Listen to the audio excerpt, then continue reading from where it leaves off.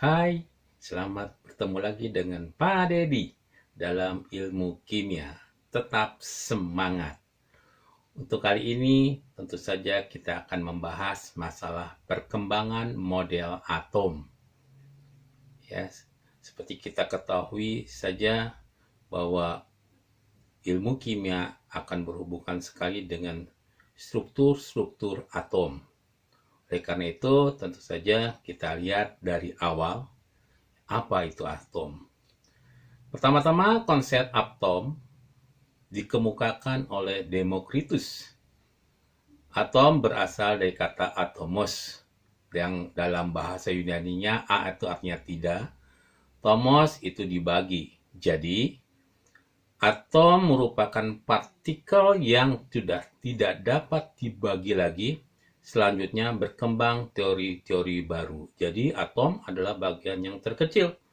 Karena terkecilnya tersebut tidak mungkin dibagi-bagi lagi. Ya, maka muncullah perkembangan yang baru, yaitu model atom dari John Dalton.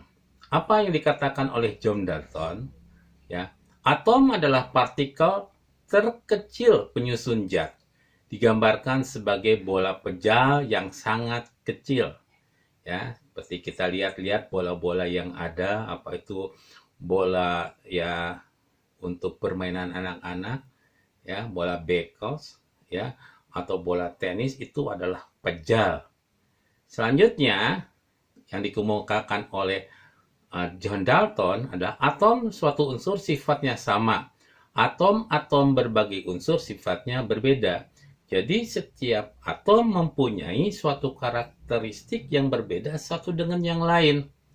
Kemudian atom suatu unsur tidak dapat diubah menjadi atom unsur lain. Kalau unsurnya sudah unsur karbon, ya tetap unsur karbon, tidak bisa dirubah menjadi misalnya menjadi natrium atau yang lainnya. Selanjutnya lagi, atom dapat bergabung membentuk molekul. Jadi atom-atom akan bergabung, akan membentuk molekul. Misalnya atom hidrogen bertemu dengan atom oksigen, kita akan menemukan adalah air. Ya, molekul air. Digambarkan seperti ini, bola pejal menurut John Dalton. Selanjutnya, model atom dikembangkan kembali oleh J.J. Thomson ya pada tahun 1898. Apa menurut Thomson? Thomson menggambarkan model atom adalah sebagai berikut.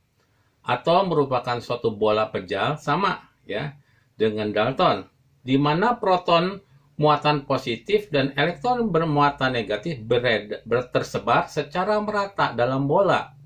Ya, tadi Dalton tidak membicarakan masalah muatan-muatannya, tetapi dikembangkan kembali oleh Thomson ya bahwa ada proton dan elektron tersebar ya secara merata dalam bola. Ini menggambarkan seperti halnya kismis dalam roti kismis. Tahu kan roti kismis? Di mana elektron diumpamakan sebagai kismis dalam seluruh bagian roti. Nah, kita bisa lihat di sebelah sini. Ini adalah roti kismis di mana elektron-elektron tersebar merata. Ya. Selanjutnya adalah model atom daripada Rutherford. Ya, ini pengembangan kembali dari J.J. Thomson. Apa kata Rutherford? Atom terdiri dari inti yang sangat kecil dengan bermuatan positif di dalam inti atom, massa seluruh atom terpusat. Jadi di sini ya seluruh massa atom terpusat di dalam inti atom. Elektron-elektron atom bergerak mengelilingi inti tersebut. Ya, banyaknya elektron dalam atom sama dengan banyaknya proton dalam inti, dan ini sesuai dengan nomor atomnya. Jadi kalau kita menentukan nomor atom, dari lihat aja jumlah protonnya.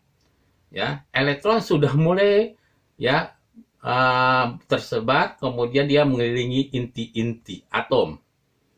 Ya, model atom berikutnya ya ada masih Rutherford ya. Di sini dikatakan bahwa Rutherford mempunyai suatu kelemahan, yaitu ketika elektron-elektron mengelilingi inti atom mengalami percepatan terus-menerus sehingga elektron harus membebaskan energi. Lama-kelamaan energi yang dimiliki oleh elektron makin berkurang dan elektron akan tertarik makin dekat ke arah inti sehingga akhirnya jatuh ke dalam inti. Tetapi pada kenyataannya seluruh elektron dalam atom tidak pernah jatuh ke inti. Jadi kenyataannya tidak ada elektron yang jatuh ke dalam inti. Ya, jadi diumpamakan misalnya seseorang itu lari, ya, lari mengelilingi lapangan basket saja seperti itu. Terus menerus maka makin lama apa? Energinya berkurang, dia jatuh. Ya, tapi kenapa elektron tidak jatuh? Nah, ini tidak bisa dijelaskan oleh Rutherford. Baru masalah Rutherford tersebut ya dijelaskan kembali oleh model atom Niels Bohr, ya, di mana Niels Bohr mengatakan bahwa atom terdiri dari inti-inti atom yang bermuatan positif dan di sekitarnya beredar elektron-elektron yang bermuatan negatif, persis apa yang dikatakan oleh Rutherford, ya. Elektron-elektron dalam mengelilingi inti berada pada tingkat energi tertentu tanpa menyerap atau memancarkan energi. Jadi, apa yang menjadi permasalahan Rutherford dibahas oleh Niels Bohr bahwa pada saat elektron mengelilingi inti, dia tanpa melepaskan atau memancarkan energi. Ya, jadi nggak ada energi yang terpancarkan, maka tidak jatuh ke dalam inti atom. Selanjutnya dikatakan pula di sini, ya, menurut Niels Bohr, ya, di sini katakan bahwa elektron dapat berpindah dari kulit yang dalam ke kulit yang lebih luar jika menyerap energi. Ya, ketika diberi energi, bisa saja elektron itu berpindah. Misalnya, ya, kita misalnya dikasih uang pas untuk ke sekolah, ya udah sampai sekolah, nggak bisa kemana-mana. Tapi kalau kita diberi lebih uang, mungkin kita bisa jalan-jalan ke tempat yang terlebih dahulu. Nanti ketika kita kembali ke rumah, maka ya ada energi yang dikeluarkan. Ya, itu menurut daripada Niels Bohr. Ya, kemudian perkembangan berikutnya lagi, ya, perkembangan berikutnya lagi adalah model atom yang masih Niels Bohr, ya, masih Niels Bohr, ya, hanya punya kelemahan lagi, ya. Kelemahan dari Niels Bohr hanya mampu menjelaskan spektrum atom hidrogen, tetapi tidak mampu menjelaskan spektrum atom lebih kompleks. Jadi hanya untuk unsur-unsur kecil saja, unsur yang lebih besar tidak bisa dijelaskan oleh Niels Bohr. Ya, orbital atau kulit elektron mengelilingi inti atom bukan berbentuk lingkaran, tetapi elips. Ya, ini yang tidak bisa dijelaskan oleh Niels Bohr. Maka berkembanglah sekarang model yang terakhir adalah model mekanika kuantum. Ya, ini ada beberapa ahli yang membahas masalah model atom. Yang pertama tentu saja oleh Louis de Broglie yang menyatakan bahwa elektron dalam atom dapat dipandang sebagai partikel atau gelombang. Jadi elektron itu dianggap sebagai partikel dan gelombang. Kemudian yang kedua oleh Werner Heisenberg mengajukan azas ketidakpastian, yaitu tidak mungkin menentukan kecepatan dan posisi elektron secara pasti sekaligus. Yang dapat ditentukan adalah kebolehjadian menentukan elektron pada jarak tertentu.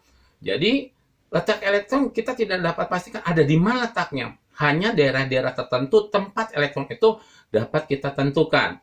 Dan ketiga oleh Erwin Schrödinger, ya, dia merumuskan persamaan gelombang yang menggambarkan orbital.